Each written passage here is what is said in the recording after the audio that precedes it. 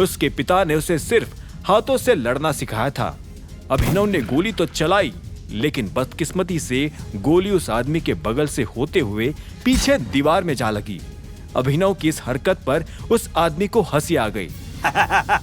तुम गोली नहीं चला सकते ना? उस आदमी ने खुश होते हुए अभिनव से पूछा। उसे ऐसा लग रहा था कि उसकी लॉटरी लग गई है। अभिनव ने भी गुस्से में कहा, तुम्हें मारने के लिए मुझे बंदूक की जरूरत नहीं है।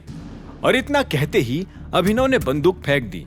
उस आदमी ने मौका पाकर अभिनव पर हमला करने की कोशिश की, लेकिन इससे पहले कि वो अभिनव को मार पाता, अभिनव ने उसका हाथ बीच में ही पकड़ लिया।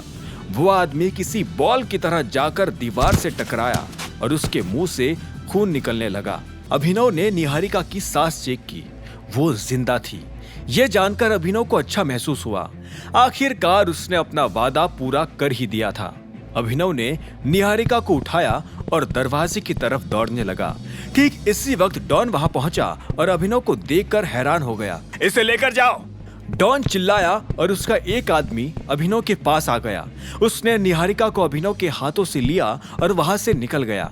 जब अभिनव और उसके साथी वहां से बाहर निकले तो बलराज के साथ साथ अकरम भी उनका इंतजार कर रहा था।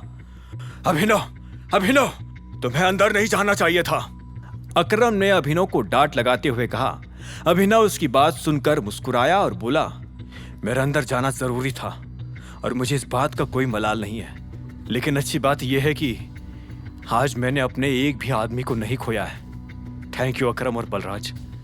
अभिनव की बात सुनकर बलराज मुस्कुराया और बोला, टाइगर ने आखिर आज दिखाई दिया कि टाइगर होने के लिए क्या होना पड़ता है।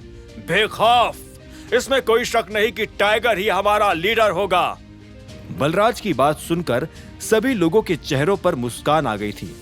ठीक इसी वक्त मोंटी अभिनव के पास भागते हुए आया और बोला, अभिनव, तुम ठीक हो? अभिनव उसे यहां देखकर हैरान हो गया। उसे मोंटी के यहां होने की उम्मीद नहीं थी।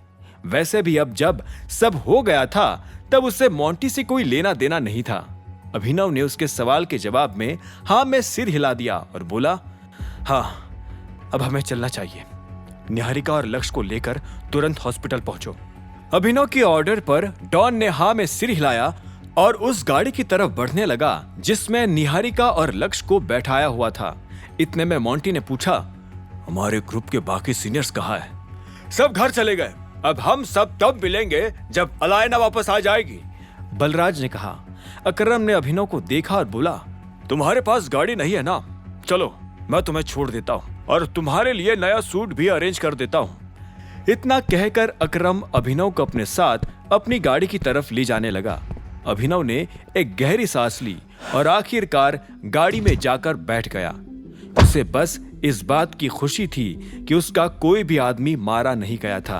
अगर ऐसा कुछ होता तो अभिनव अपने आप को कभी माफ नहीं कर पाता। जैसे अकरम ने गाड़ी आगे बढ़ाई और लेफ्ट टर्न लिया तो अभिनव हैरान हो गया। अकरम का घर राइट में था, फिर उसने लेफ्ट क्यों लिया था? अभिनव ने अकरम से पूछा, हम कहाँ जा रहे हैं? अकरम ने एक गहरी सांस लेते हुए जवाब दिया, आज उसकी बरसी है। मुझे पता था तुम्हें याद नहीं होगा। अकरम की आवाज सौम्य थी और साथ ही उसमें एक तरह की उदासी भी छिपी हुई थी। अभिनव को अभी भी समझ नहीं आया कि अकरम किसकी बात कर रहा है। उसने पूछा, किसकी बरसी? तुम्हारे माँ की। आज उनकी बरसी है और मैं तुम्हें उनकी समाधि पर ले जा रहा हूं, अकरम ने जवाब में कहा। अभिनव को ऐसा लगा जैसे किसी ने उसके दिल पर जलते हुए अंगारे फेंक दिए हो। उसे अंदर ही अंदर बहुत दर्द हो रहा था। अभिनव ने अपने आप को संभाला और बोला, मैंने उनके लिए फूल नहीं खरीदे हैं। अभिनव की आवाज लड़खड़ा रही थी। अकरम ने कहा, चिंता मत करो, बैक सीट पर रखे हैं। मुझे पता था तुम्हें उनकी जरूरत पड़ेगी। यह सुनकर अभिनव मुस्कुरा दिया। हालांकि अंदर ही अंदर उसका दर्द अभी भी कम नहीं हुआ था। उसने कहा, थैंक यू सो मच। अगर तुम नहीं होते तो। इससे पहले कि अभिनव इसके आगे कुछ कह पाता, उसकी आंखें भीग गईं। वो सच में अकरम का एहसानमंद था। अगर अकरम नहीं बताता तो उसे भी कभी पता नहीं चलता कि आज उसकी मां की बरसी थी।